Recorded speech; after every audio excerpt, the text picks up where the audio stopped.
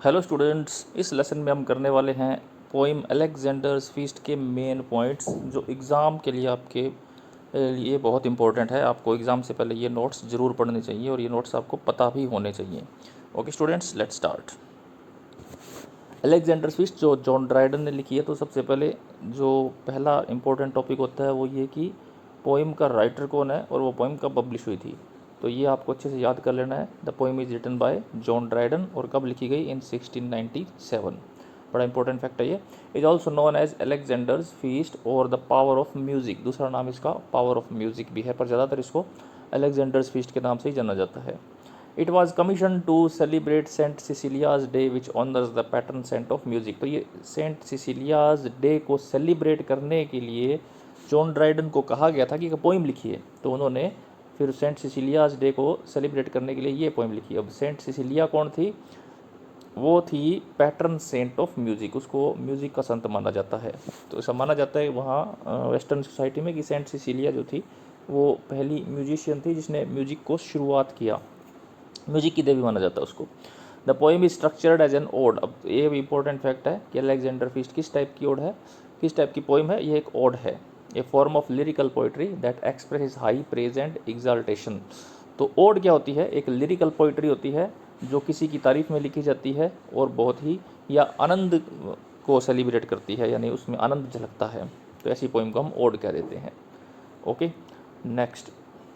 The narrative centers around a historical event and a grand banquet held by Alexander the Great। अब poem के अंदर क्या होता है? पोइम के अंदर एक कहानी है एक हिस्टोरिकल इवेंट की, और इवेंट क्या है? एक ग्रैंड बैंक्वेट हेल्ड किया जाता है अलेक्जेंडर द ग्रेट के द्वारा। ये अलेक्जेंडर वही है जिसको विश्व विजेता कहा जाता है, जिसको हम सिकंदर के नाम से जानते हैं। तो वो एक आयोजन कर रहा है, एक बैंक्वेट का आयोजन कर रहा है, एक भव्य उत्सव का आयोजन कर रहा है। इस पोइम के अंदर जो इसने पोइम लिखी है उसमें जो वर्णन किया गया है, यानी अलेक्जेंडर द ग्रेट के बैंक्वेट का वर्णन है। और वो किस ओकेजन पे दिया गया है? His victory over the Persian empire, क्योंकि उसने पर्शियन एम्पायर को जीत लिया है। इसके बाद वो एक सेलिब्रेशन रखता है। The poem vividly portrays how the musician Timotheus uses his lyre and songs to manipulate the emotions of Alexander and his guests. तो इस पोइम में बताया गया है कि किस तरह से टाइमोथियस जो है वहाँ का राज दरबार का राज कवि था, वो राज म्यूजिशियन था, ये कह सकते संगीतकार था वो। तो वो किस तरह से अपने स्टाइल को या अपनी लायर को यूज़ करता है। टिमोथियस अपने लायर को यूज़ करता है, ये लायर उसका एक म्यूजिकल इंस्ट्रूमेंट है, यहाँ वीणा कह देते हैं हम, उसको यूज़ करता है और सॉन्ग्स का यूज़ करता है। और इन किस काम के लिए यूज़ करता है?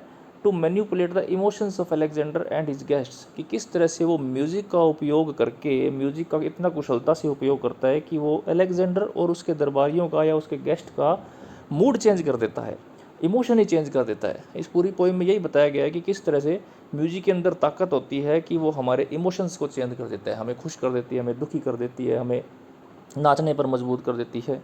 तो बहुत तरह की चीज़ें हैं जो म्यूज़िक हमारे अंदर उत्पन्न कर सकता है। तो वही चीज़ें इसमें बताई गई हैं कि किस तरह से टाइमोथियस इतना कुशल संगीतकार था कि अपने म्यूजिक से वो तरह तरह के इमोशंस जगा सकता था। और इस पोइम में तरह तरह के इमोशंस हमें दिखाए गए हैं कि किस किस ऑर्गन से कौन सा इमोशन उन्होंने जगाया है। Through his music Timotheus takes them on a roller coaster of feeling. तो उनको फीलिंग्स का एक रोलर कोस्टर पे वो राइड करवाता है, कभी कोई फीलिंग, कभी कोई फीलिंग, कभी कोई feeling.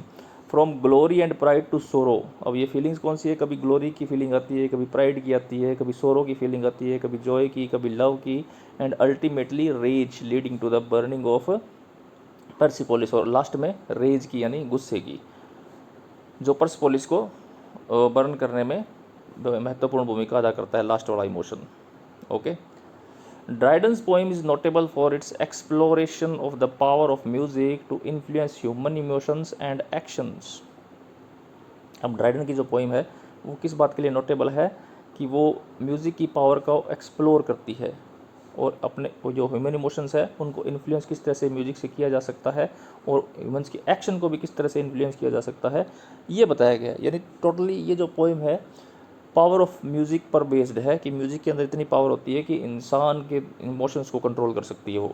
It underscores the idea that music with its ability to evoke strong and varied emotional responses holds a unique and potent sway over people. यानी म्यूज़िक का प्रभाव लोगों पर बहुत गहरा होता है, बहुत ही ताकतवर होता है। The poem is a testament to the artistry of musicians and the profound impact of their craft. तो ये वही बात आ गई लगभग कि ये जो पोएम है म्यूजिशियन के जो प्रभाव है हमारे ऊपर, सोसाइटी के ऊपर, उसको बताती है। तो मेन पॉइंट ये झलक रहा है कि पावर ऑफ म्यूज़िक जो है वो बताया गया है पोएम के अंदर। अब आते हैं इसके पॉइंट्स पे। फीस्ट सेलिब्रेशन, सबसे पहले एक फीस्ट हो रहा है जो अलेक्जेंडर आयोजित कर रहा है अपनी विजय के उपलक्ष्य में, और विजय कौन सी है? पर्शियन एम्परर को उसने जीत लिया। इंपॉर्टेंट फैक्ट है पोएम का, याद रखना है आपको। तो उसके उस सेलिब्रेशन के लिए फीस्ट का आयोजन कर रहा है। Alexander the Great host a grand feast to celebrate his victory over Persia. तो पर्शिया के ऊपर जो एक विक्ट्री हासिल हुई है उसको सेलिब्रेट करने के लिए ग्रैंड फीस्ट का आयोजन किया गया है। हिज लवर, या उसकी जो बिलव्ड है थाइस, उसकी प्रेमिका है, and his soldiers are also present, तो वो भी वहाँ पे प्रेजेंट है। अब ये बड़ा ही मेन कैरेक्टर इस पोइम का, टाइमोथियस, वो म्यूजिशियन है, उसने चार्ज लिया हुआ है उस पूरे ओकेजन का। वो ही अपने इशारों पे नचाता है सभी को, सभी के इमोशंस को। A skilled musician name Timotheus is present at the feast. He plays his lyre and sings using music to influence the emotions of everyone there. वहाँ पे जो कोई भी है उनको वो अपने म्यूजिक से इन्फ्लुएंस कर देता है। चेंजिंग इमोशंस, तो इमोशंस बड़े इसमें बड़ी जल्दी चेंज होते हुए दिखाई दिए गए हैं। हर ऑर्गन से अलग अलग इमोशंस क्रिएट होता हुआ दिखाई दिया गया है। Timotheus music takes the listeners on an emotional journey.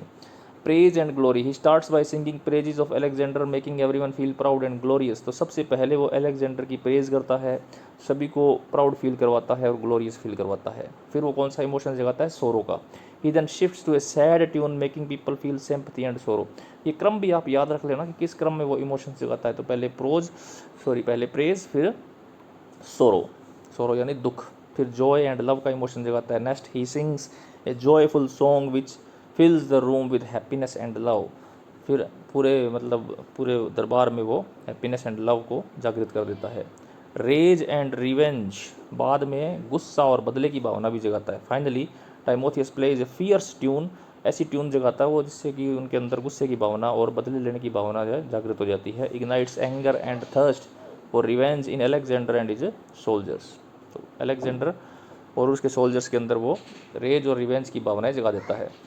Destructions of Persepolis, moved by the powerful music Alexander is driven to burn the Persian capital Persepolis. तो लास्ट में जो गुस्से का जो उसमें दिखाया गया है, इमोशन जगाया गया है, उससे वो डिसाइड करता है कि वो पर्सिपोलिस है, जो पर्शियन कैपिटल है, उसको बर्न कर देगा। Moved by powerful music to burn the Persian capital Persepolis to the ground influenced by the idea of avenging past wrongs. तो वो जो इमोशन लास्ट वाला है, रेज एंड रिवेंज वाला, उसमें वो डिसाइड करता है कि पर्सिपोलिस की कैपिटल को वो बर्न कर देगा और जो उन्होंने पुराने जो पाप किए हुए हैं उनका बदला लेने के लिए। द पावर ऑफ म्यूजिक, ये इसकी सेंट्रल थीम है। The poem concludes by emphasising the incredible power of music to control human emotions and actions. तो जो इनक्रेडिबल पावर है म्यूज़िक की, अविश्वसनीय जो शक्ति है, वो दिखाती है कि म्यूज़िक किस तरह से हमें ड्राइव कर सकता है किसी भी काम को करने के लिए।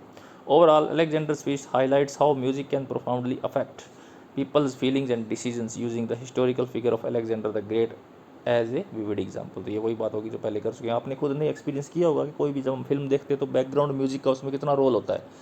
म्यूजिक से ही हमें पता लगता है कि हमें कहाँ हंसना है, कहाँ हमें रोना है, कहाँ हमें थ्रिल होना है, कहाँ हमें भयभीत होना है। ये सारे इमोशंस जो म्यूजिक ही जगाता है, बिना म्यूजिक के वो बात नहीं बनती किसी भी फिल्म में, सीरियल में या नाटक में।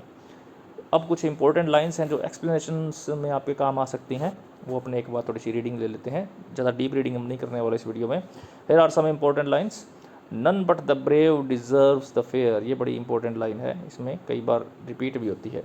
This line is a part of the section where Timotheus praises Alexander. It suggests that only brave and courageous individuals deserve to win the love of a beautiful woman. तो उसकी जो thighs है वो बड़ी सुंदर है, उसकी प्रेमिका। वो बताता है कि none but the brave deserves the fair, कि बहादुर लोगों के हिस्से में ही ऐसी सुंदर औरतें आती हैं। He raised a mortal to the skies, she drew an angel down. ये भी बड़ी इंपॉर्टेंट लाइन है। These lines refer to the mutual adoration between Alexander and Thais. तो इसमें अलेक्जेंडर की भी प्रशंसा है और थाइस की भी प्रशंसा है। Alexander is uplifted by his love for Thais while she in turn is elevated by his glory. तो दोनों ने एक दूसरे को इसमें मजबूत किया है। Revenge revenge Timotheus cries, see the Furies arise. This is when Timotheus' music incites feeling of anger and the desire for revenge in Alexander and his men। तो ये जो लाइनें हैं, अलेक्जेंडर और उसके जो सेना है उसके अंदर रिवेंज की का इमोशन है वो जागृत करती है। Leading to the destruction of Persepolis. तो वो फिर प्रेरित होते हैं कि पर्सिपोलिस को एकदम डिस्ट्रक्ट कर दिया जाए, एकदम विनाश कर दिया जाए उसका। Soothed with the sound the king grew vain, fought all his battles over again. तो ये लाइन भी बड़ी इंपॉर्टेंट है। Timotheus' music stirs Alexander's pride and memories of his past victories, making him relive his battle. Bacchus, ever fair and young, drinking joys did first ordain। तो Bacchus है, god of wine है, याद रखना आपको। This line introduces the influence of Bacchus, the god of wine, symbolizing the joy and revelry that music can bring as Timotheus shifts the mood to one of celebration। तो यहाँ पे जो Timotheus है वो शिफ्ट कर देता है emotion को, कौन सा ले आता है, सेलिब्रेशन के मूड में ले आता है सभी को। The mighty master smiled to see that love was in the next degree. तो अगला इमोशन जो है वो लव वाला होने वाला है। तो यही बात बताई इसमें। Timotheus smiles knowing that the next tune will evoke feeling of love. ये अगली जो ट्यून है वो लव की फीलिंग को जगाने वाली है। Showing is master in manipulating emotions through music. These lines encapsulate the theme of glory, power, love and the influence force of music that run through out Dryden's poems. Okay, तो ये इसकी important notes थे, आपको PDF ये description के अंदर मिल जाएगी। ये एक बार ज़रूर आप पढ़ लीजिए। अगर आपने पूरा साल भी कुछ नहीं पढ़ा है तो 1-2 दिन के अंदर भी आप इस पोएम को आराम से कर सकते हैं। ओके स्टूडेंट्स, ये इतना था वीडियो हमारा। अगर आपको वीडियो पसंद आया हो तो लाइक ज़रूर कीजिए, शेयर करिए। अगर कोई कमी लगी हो तो कमेंट करके ज़रूर बताइए। Okay students, thank you, good bye.